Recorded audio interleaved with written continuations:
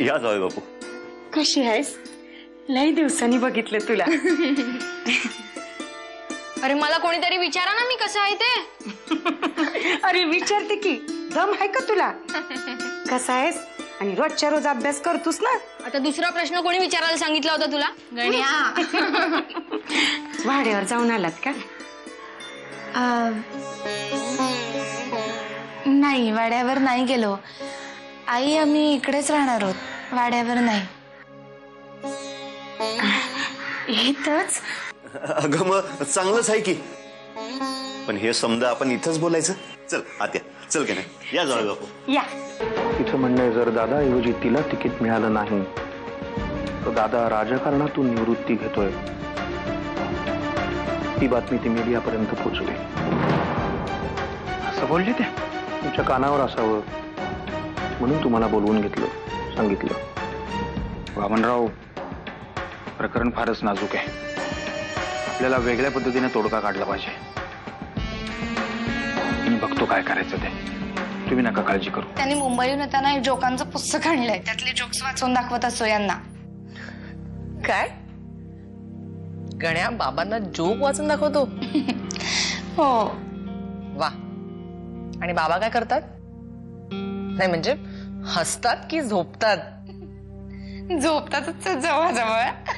वाटलंच होतं. एक काम कर, गण्या आला ना की त्याला मला सुद्धा फोन करून एक जोक ऐकवायला सांग. नाहीतरी अलीकडे मला सुद्धा झोप लागतच नाही. हो, सांगते. आत्याबाई, माणूस घरचं असो अथवा बाहेरचं, या घराला त्याच्यापासून त्रास होतोय म्हटल्यानंतर मग नाही नाही वागणीस, असलं काही करणार नाही आहात तुम्ही. पण आत्याबाई, दुसरा कुठलाच पर्याय नसेल तर मग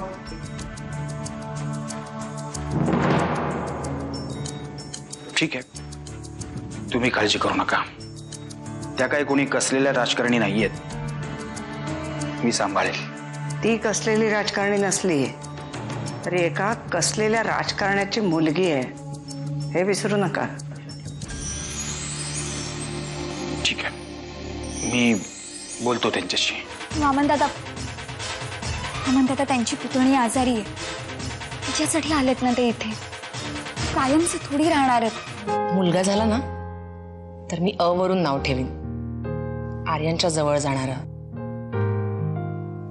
अर्णव.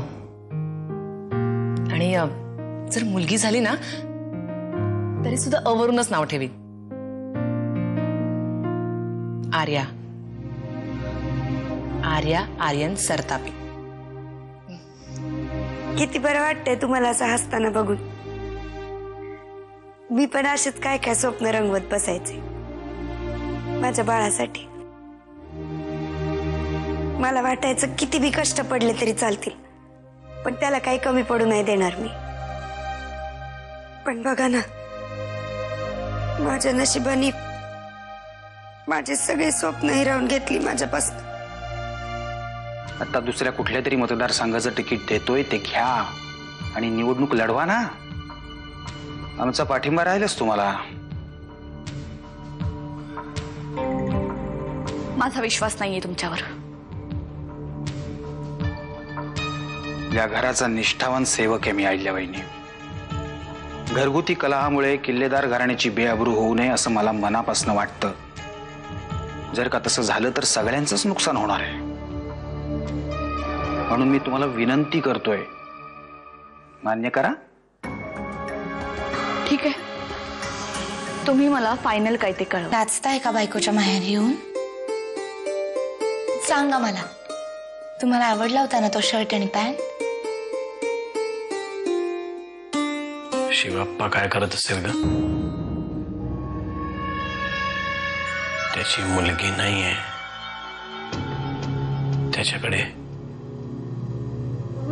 असेल तिचा एखादा फोटो.